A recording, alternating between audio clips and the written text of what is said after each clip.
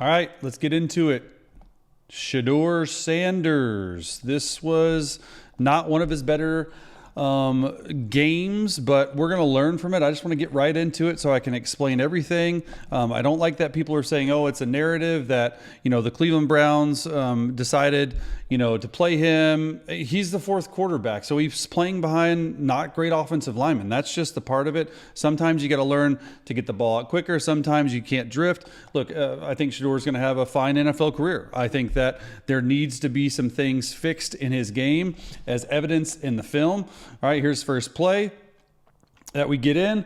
Play 43. Interesting concept right here. They're going to do a deeper square out. They're going to do a small out route. So this is 10 yards. This is 5 yards. And they're going to bring a deep cross and a dagger. Pretty simple concept.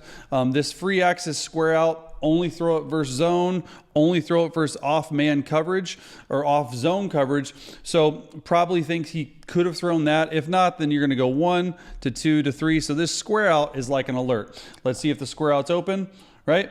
You can throw that. That to me is open. He's already starting to move out of the pocket. And then look, this is trying to be and will be the most unbiased breakdown because I'm just going to show you what is being taught in most quarterback rooms and you be the judge for it. That's open. Throw that, right? I don't think that anyone wouldn't say that that's not open. I think his eyes are starting inside, so I'm not sure if this is even a part of the progression, and I'm fine with his eyes starting inside. His eyes are starting inside, that's great, but the inside receiver is open as well. So I think it's a something to where maybe he didn't play last week. He didn't get a lot of reps because he was hurt. He played the first week against the Panthers. Thought he played really well, right? And that's what happens. But this dude's open. Just take the first throw. And you don't even have a chance to get to the second throw because you're already bailing. And I know he gets a little bit of blue guy from the right defensive end to step inside of you. But just try to play within the offense. I think that's sort of what he struggled with a little bit this game. Good completion, or maybe it's a drop. I don't know. But watch his footwork. Watch the alignment. He should be going 1, 2, 3 if he's going outside. 1, 2, 3, no hitch, ball's gone. If not, then you come inside. Let's see where he sets up. It's the first time watching it with you guys. Right there. Okay, he's ready to throw. 87 is not quite out of his break yet, but a lot of times you're able to do that, right? If you want to take a 3-step drop, take a 3-step drop. If you want to take a 1-step drop, take a 1-step drop. I don't care, but that's open in the NFL. Bottom line, then, hey, look, eventually the stuff's going to break down. You get outside, you do your thing, trying to find someone open. There's no way he's going to be able to get back there. I hate people saying that. Ran it a lot where I was at. It's a go ball. It's an out route at 5 to 7 yards. It's 3rd and 5, so he should get to 7. And then this is going to be a whip route. The 49ers use a lot of it, and he could be like maybe a dagger or a go. You're never going to get back to this. Really, it's 1 to 2. I like having third down progressions that take you 1 to 2 on where to go. You start with 1. If he's open, not throw to 2. Here's my kicker on this whole thing.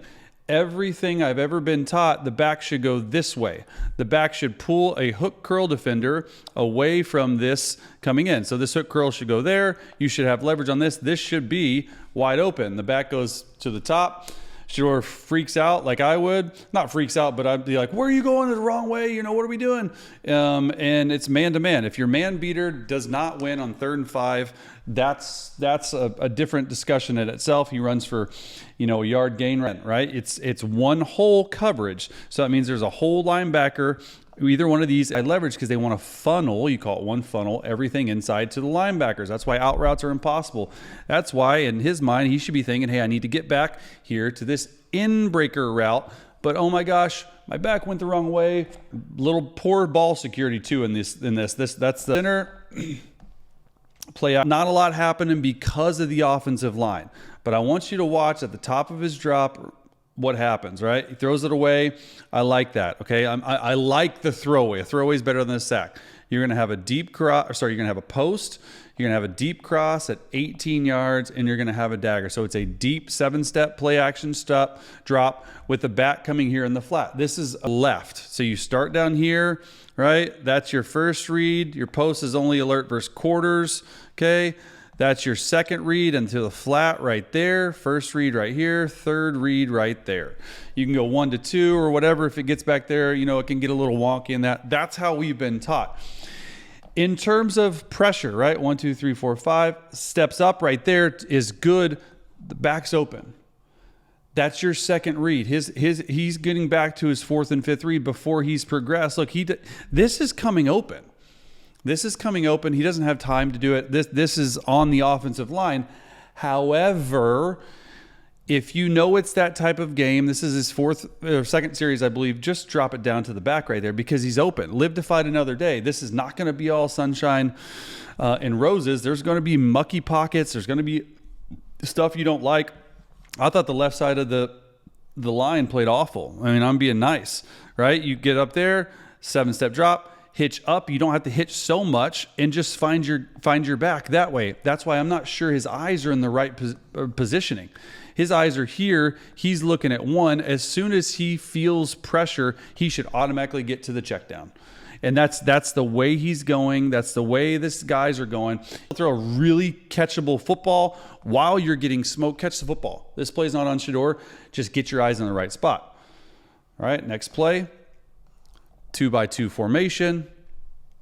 Understanding what we're doing here. A little spot concept. Ball goes the wrong spot. Right? And this is a play where you have two tight ends there. You're running a spot route or an arrow route and a flat route. This is day one install. Throw it to this guy. If the flat defender expands, which the flat defender is the safety coming down. They were in too high. This is the free safety now. This is the flat defender. These two guys right here are the hook curl. If the flat defender expands with the flat, you should, in timing, in rhythm, throw it to 87, which 87's there. Don't like his route. He's drifting. But that's where the ball should go, right? That's day one. That's day one stuff. And he's learning. He's progressing through it. I just don't think he saw it as well as he probably wanted to see it. And then you have this deep cross coming across as number 3. No way you're getting to that the way the line's playing. We're going to see it from the back view. I think he should have thrown the spot route. 87 gets some width. Why do you get width? You want to get away from this hook curl defender. Means he has this zone in a hook curl. He has this zone in hook curl. There is your flat defender. Your flat defender is going to go to the flat with the flat. This is exactly the coverage you want. And then this guy over here, I'll get to football 303. If Shedeur throws it to him, he's open. That's where I think the ball should go. If this hook curl takes this second read away, if you have time, that is where this dude comes in for this window. So you're really just reading off this guy. As soon as you see the flat curl go, just throw it because he's open. All right, next play. Pure football breakdown. No narratives, no anything. This is just pure football opinion. 1-by-3 formation. I like the motion over. You try to get a man zone. Okay, what do you know about this defense? It's zone. Chase, how do you know it's zone? There was not a man defender running with him. So you know it's in there on the ground. Not a good feeling because I've been there before. This is called a spinner concept. It's third down. This is when you're going to get the most pressure packages, anything like that. You got to have a pressure plan, which I think pressure plan was fine. You have a through route. Your whole job is to clear this guy and maybe this guy out. Then you have a wrap route, which is a dig, basic cross, dagger, whatever you want to, and a shallow cross. You're literally reading shallow cross to the wrap route. And knowing that your protection stinks like this, you probably need to get through this progression pretty quickly, right? He's there. You can drift a little bit that way.